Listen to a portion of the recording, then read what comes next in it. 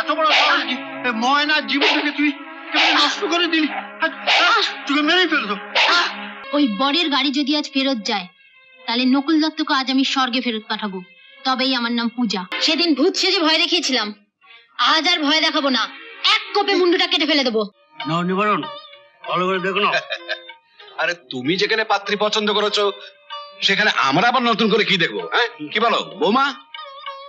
রংটা কিন্তু বেশ কালো। তোমার দেহরের রংটাও তো এমন কিছু দুধে আলতা না।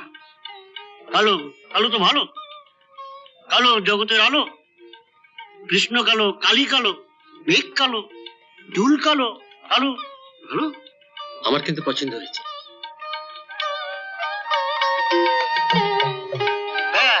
তাহলে তো আর কোনো কথাই থাকে না। বৌমা, তোমার যদি কিছু জিজ্ঞেস করো তাকে করে বলো। তুমি রান্না বান্না করতে পারো তো? শুধু রান্না বান্না কেন, বাসন মাজা, কাপড় কাচা, ঘর ঝাড় দেওয়া সব তো একাই করে। না নকুল কাকা, আপনি ভুল করছেন। বাড়িতে আমাকে কিছুই করতে হয় না। রান্না বান্না করে মা, আর বাড়ির কাজকর্ম এখানে কে করে তা জেনে আমাদের কোনো লাভ নেই। তুমি শুধু বলো, আমাদের বাড়িতে গিয়ে সব কাজ করতে পারবে তো? কিছু মনে করো না বৌমা, তোমার প্রশ্ন শুনে মনে হচ্ছে বাড়ির বউ না, তুমি ছি খুঁজতে এসেছো। বোঝান, পাত্রের যখন মেয়ে পছন্দ হয়েছে তখন আমাদের আর কিছু বলবার নেই। আপনি ওকে নিয়ে যান, আমরা বরং দেনা পাওনা কথাটা শেষ করে ফেলি।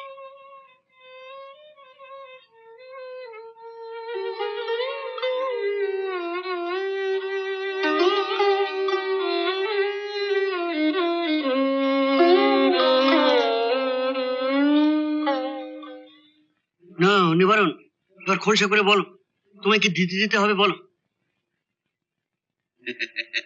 সে তো তোমাকে আগেই বলেছি ভাই, নগদ 20,000 টাকা আর 10 ভরি গয়না।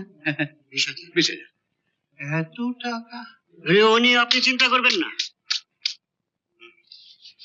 কত টাকা? 20,000 তো?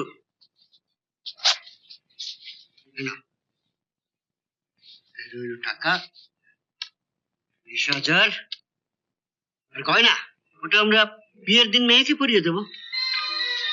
দেখো এবার তুমি যে আদেশ করেছিলে আমি তাই করছি। তোমার সব গয়না পরিয়ে আমি নিজে দাঁড়িয়ে থেকে ময়নার বিয়ে দেবো। ঠিক আছে তো? ঠিক আছে, চল চল। দেখুন বাবু, দেখুন গাছ থেকে পেয়ারা পাড়ছিল, ধরতেই বলে কিনা যা করেছি বেশ করেছি। বেশ করেছিস? হ্যাঁ বেশ করেছি। পূজাদি বলেছে কাকে খাওয়ার আগে পেয়ারাগুলো খেয়ে ফেলিস। পূজাদি বলেছে?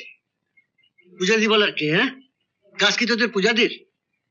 অন্যায় করেছে, কোথায় মাথা নিচু করে থাকবে তা না। মাথা নিচু করবো কেন? পূজাদি বলেছে মাথা নিচু করে কাপুরুষরা। ও কি আমার একেবারে বীর পুরুষ। একটা চড় মারলে আর একটা চড় মারার জায়গা থেকে না, যা যা ভাগ ভাগ। চর মেরে দেখুন না, পূজাদিকে বললে পূজাদি আবার এসে ভূত সেজে ভয় দেখাবে। পূজা,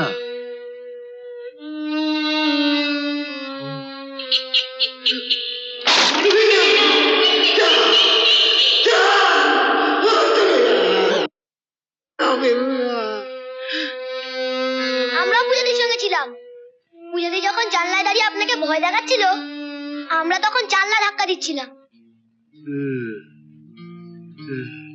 আমাদের ছেড়ে দিতে বলুন। এই তুই এদের ছেড়ে প্রতাপ বাবুকে ডাকতো।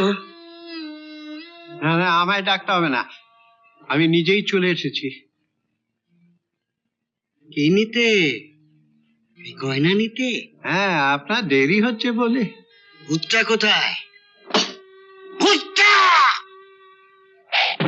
ভেবেছিস নাকি তোর এত বড় সাহস কি? ময়নার জীবনটাকে তুই নষ্ট করে দিলি, তোকে মেরেই ফেলতো। জীবনটাকে নষ্ট করে দিলি। নষ্ট করে দিলাম মানে? তুই ভূত সেজে নকুল দত্তকে ভয় দেখাসনি? ভূত সেজে ভয় দেখিয়েছিলাম বলেই তো বিয়েটা হচ্ছে। নকুল কাকা গয়না দিয়েছে, টাকা দিয়েছে। গয়না উনি দেননি। দেয়নি?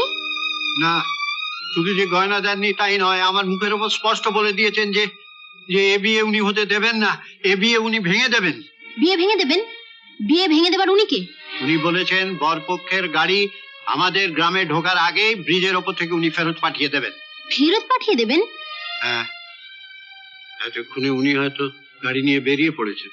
ওই বরের গাড়ি যদি আজ ফেরত যায়, তাহলে নকুল দত্তকে আজ আমি স্বর্গে ফেরত পাঠাবো, তবেই আমার নাম পূজা।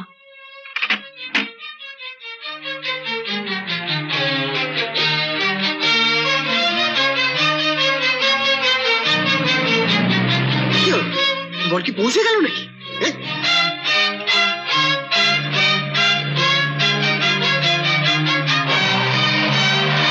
এই! গাড়ি পেছাও, যেতে দেবো না। পেছাও গাড়ি। পূজা, তোরে যা, আমায় যেতে দে। ওকে, যেতে দেবো? ছাওয়াচ্ছি তোমায়, দাঁড়াও।